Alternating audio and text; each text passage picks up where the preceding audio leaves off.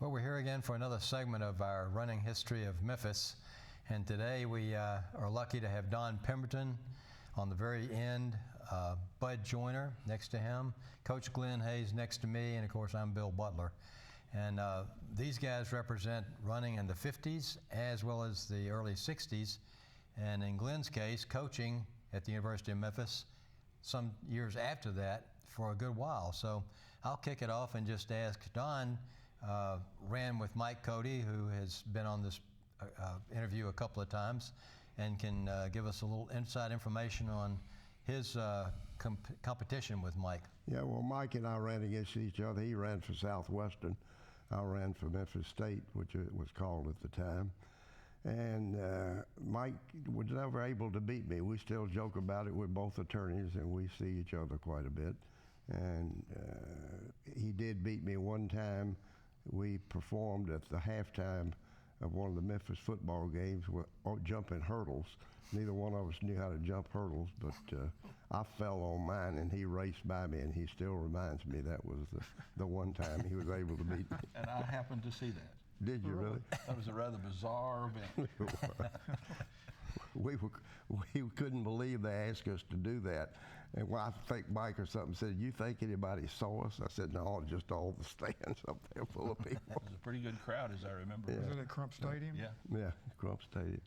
Cinder track. No track at all. No, we ran on the football field. Okay. It was awful. But when did you start running? My sophomore year in high school, Which was? 1955. What school? Central High. And I can still remember my first race. Well, it really wasn't a race, it was a time trial, but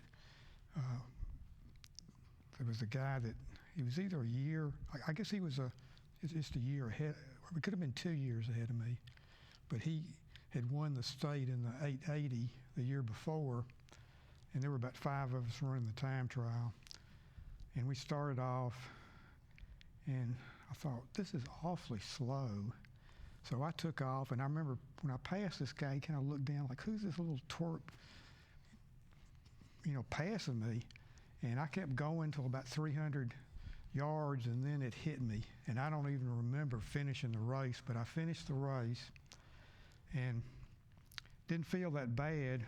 Rode the bus from Central down to Overton Park Street, and I lived about 4 blocks from Overton Park, from the bus stop, and I walked about half a block and laid down in somebody's front yard for about 15 or 20 minutes and got up and went to the next block, and it took me about an hour to get home. That was my first race. Glenn, you ran with Central too, didn't you? Yeah, Bud and I were in the same class.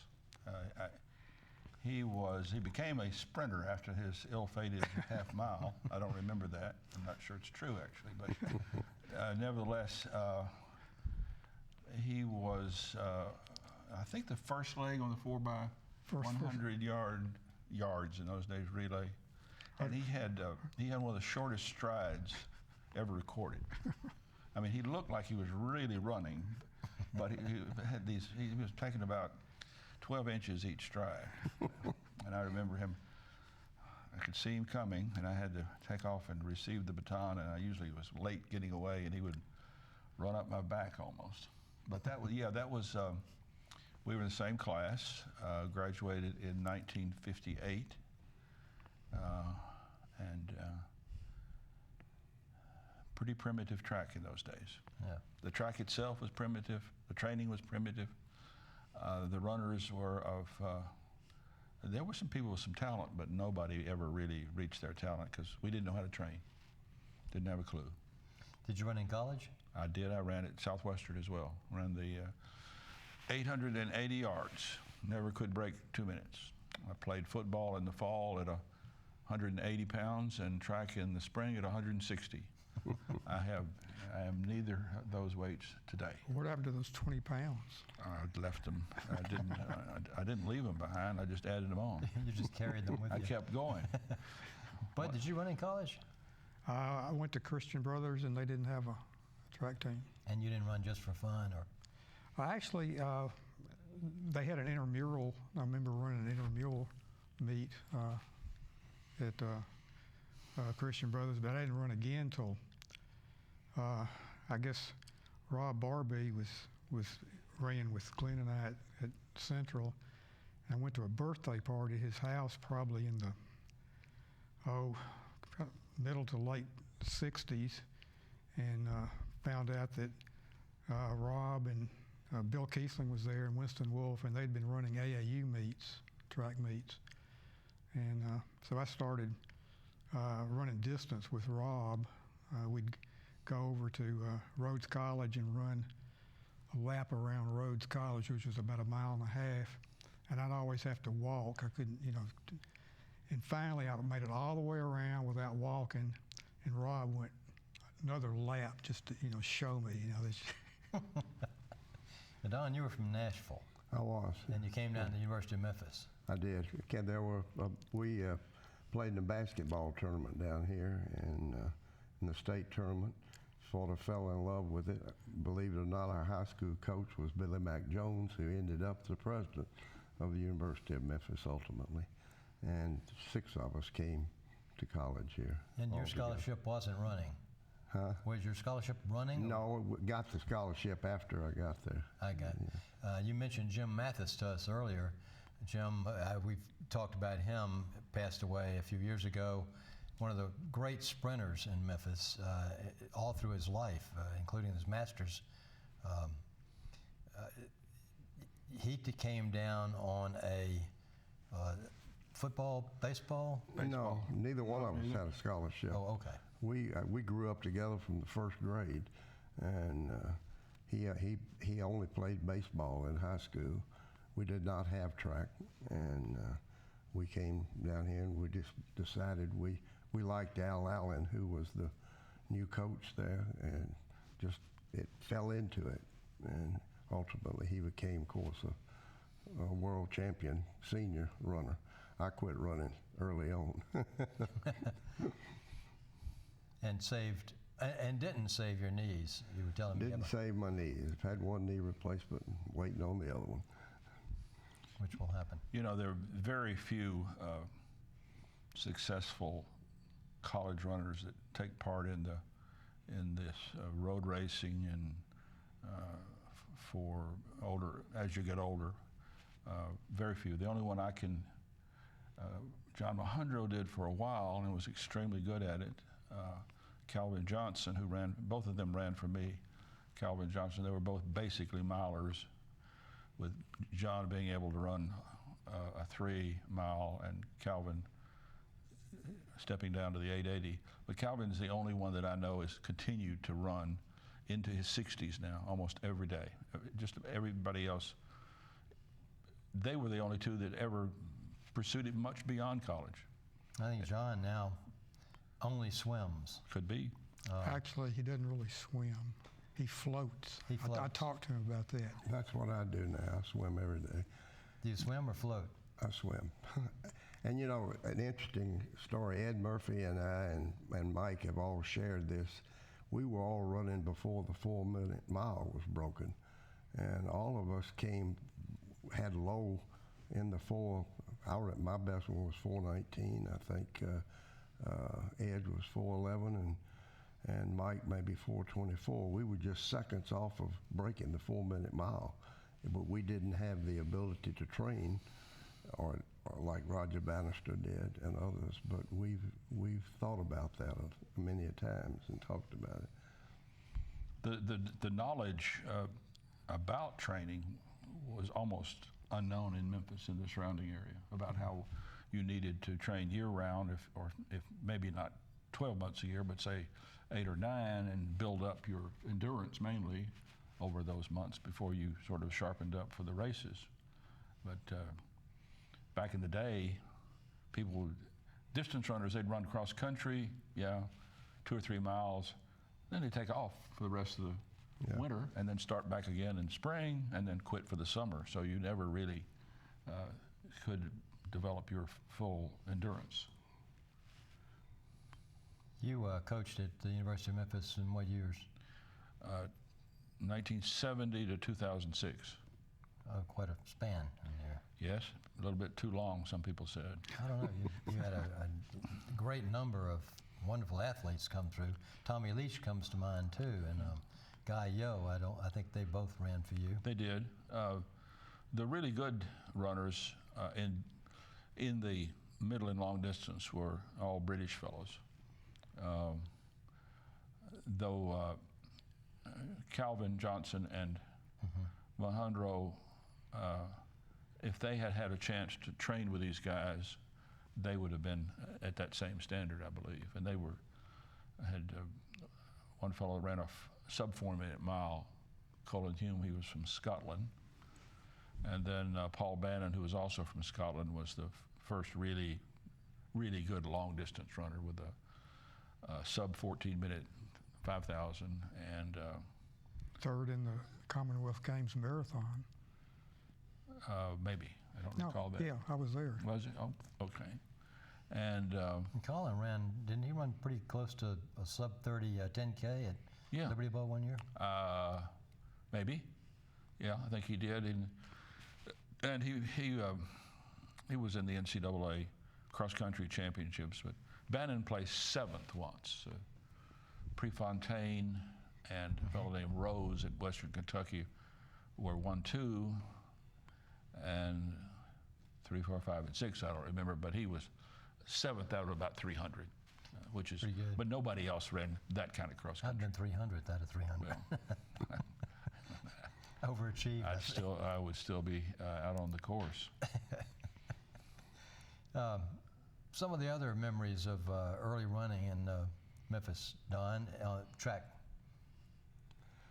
You mean at Memphis? Yeah, I also on our team was a great hurdler by the name of Joe Gorham, and we had a really good track team. I don't think we lost any meets at all.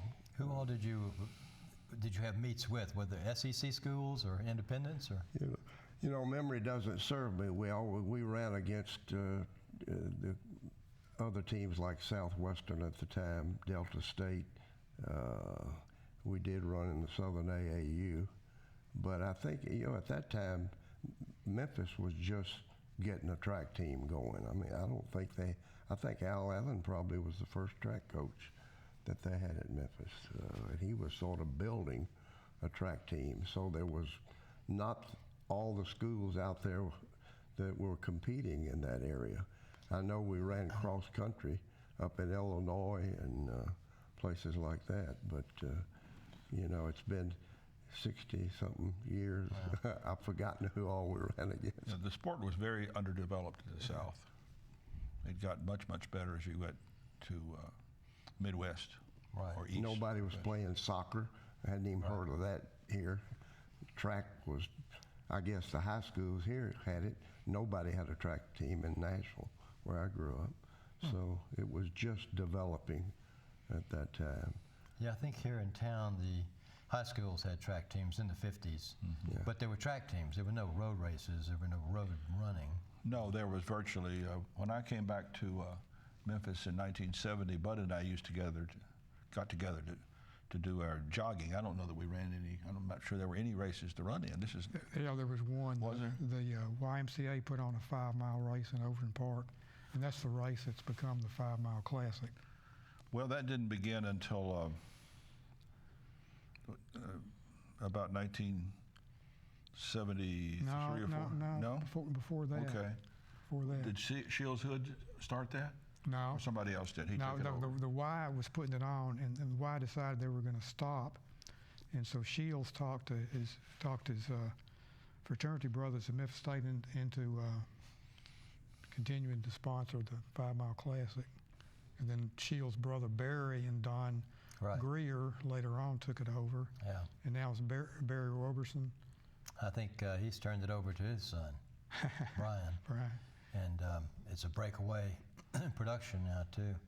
Yeah, I helped mark the course over in Overton Park one year with Barry Hood, who had convinced me that he needed help, and he had a little stencil, and we were going to put white arrows for the first loop, and orange flowers for the or arrows for the second loop, and we were going to put glitter on them. And this is on like a Friday afternoon when the park was fairly busy with folks, and here we are in our little running stuff with glitter, painting arrows and glittering them.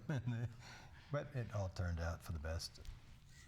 The university in those days, the track was still the old track on Zach Curlin, Yes, and but it was cinder. it was cinder. Yeah, I look at the track athletes down, the shoes they run in, and the tracks they run on. And I think how different it would have been How if we much could. faster you'd have run. Yeah, and we wore those little bitty track shoes with little cleats on them. That were that long. Yeah, Yeah, 1-inch spikes and on the cinders front. that were like running in. That the first year I was at Memphis, 1970, 71, we used that track for training, and then we moved over to the South Campus with a new track made from polyurethane. Okay. Okay. And we used to train where the light, gas, and water is next door to the university. big They field. would Oh, yeah, run yeah. over in that Waterworks, area they over call there, and for cross country. Yeah, I've run over there in the past. It's a big field, but it's not nearly large enough for No. cross-country training. But it was what there was. Yeah. Audubon Park is pretty good. Right. Audubon Park's about 3 miles around that. Yeah. There was a fellow in town that I lived close to Audubon, so I used it a lot for training. And there was another guy in town who would catch up with me, and he would say, "Butler, I've just run a 4:15 mile," and I'd say, "Well, how did you run it?" Well, it boiled down that he ran 3/4 of a mile, basically. He liked to cut the corners really. I think I know his name, but he's deceased now, isn't he? Yes, he is. Okay. But I noticed now they have lots of rabbits that run in races, and we never heard of that when I was running track. disqualified in some races. A pacer that would pacers, set the yeah. pace out there for you.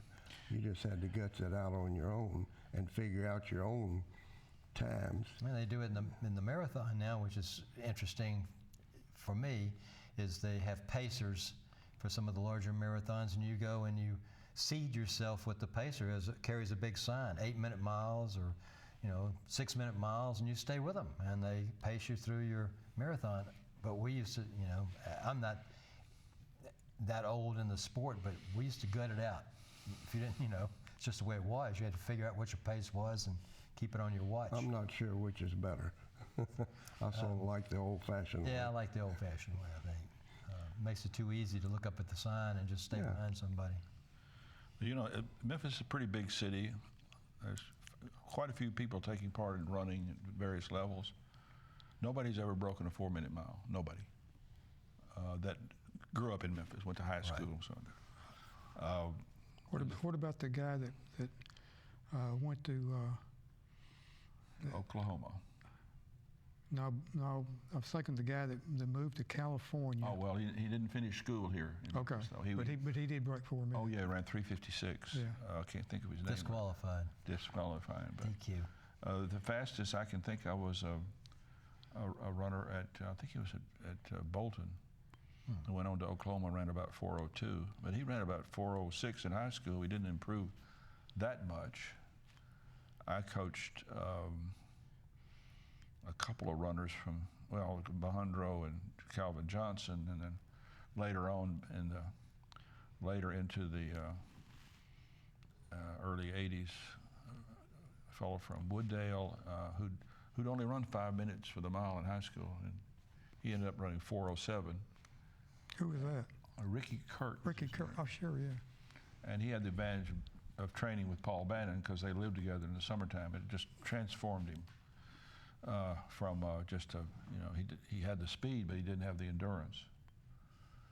But lately, I can't think of anybody at Memphis, from Memphis, who's done much in the middle distances or long distances. Of course, I think that's one of the reasons they had the Murphy Mile a few Right. weeks ago, to That's right. actually have somebody physically break it. And I watched those guys run, and I think 4 of the 6 broke the 4-minute mile. They did. But none of them from Memphis. None of them had No, but they're professional runners. had any connection with Memphis high schools or Memphis colleges. But I think that was motivational more than anything. There was a pretty good crowd out there. Yeah. They allowed Sounded like a lot of fun. it was a lot of fun. They let the crowd on the track. Yeah. The first two lanes, or lanes 7 and 8, while they did the sub 4 minute miles. It was pretty exciting It for was them. real nostalgic for me. I could just, even after 60-something years, I could Were just, you there to see yeah, that? I could visualize myself still doing that. It was fun. And of course, Ed and I were very close friends, too. I saw Ed for the first time on a TV set about this size. It was 1956 Olympic trials. The Olympics were held in Melbourne, Australia, and the trials were in Los Angeles. And I didn't know Ed Murphy at all. Never heard of him until I saw this guy on the TV screen who was from the University of Tennessee. I think he was 6th in the trials. I don't think which of course wouldn't have made the team. Yeah, he was. I never ran with him or against him, but we were I think he was quite a talent. close personal friends. He was an unusual guy. Don practiced law. He's still practicing law and also runs a company, he was telling us earlier. Bud had a running shoe empire here in town for a number of years. And in addition to architectural modeling, Glenn owned a restaurant, still owns a restaurant, 1912 restaurant in the Cooper Young area. And everyone has gone their separate ways, and yet running is still the common theme for, I think, most of our lives at some point or other. And we still have great memories of those running years that we had. I've got a number of people lined up to come on. I've got some women who were early runners. You know, when I started running, which again was in the early 70s, there weren't that many women who ran road races. I know I came along, there were just road races. I didn't know anything about going to the track. That would have. And they didn't have any women's track for a long time. There certainly when I began in Memphis in 1970, there was certainly not a women's team. There may have been some sort of club. I can't really remember. But eventually they did have a team and still do. Yeah, I think I have a young son who's going to CBHS. He's a junior there, and he runs. And I'm always brought back to the high school. You know, I went to Central behind you guys just a couple of years. But, you know, Central had and continues to have a good track team for girls and boys. Did they win the state championships last year? I think so. They had one guy that won about everything. Yeah. The coach's son. Right. And Central won it 2 of the 3 years I was there. The performances were nothing compared to today, though. Nothing. No, technologies, as it is in any sport, has taken over. Well, the athletes are developed as opposed to True. When we were in the 50s, we weren't developed. We just went out and ran for a few weeks. That was it. No build-up, no. Right. And if you were too slow to run the 100 and the 200, you ran the 400. And if you were too slow to run that, you ran the 800 on up. Everybody wanted to run the 100.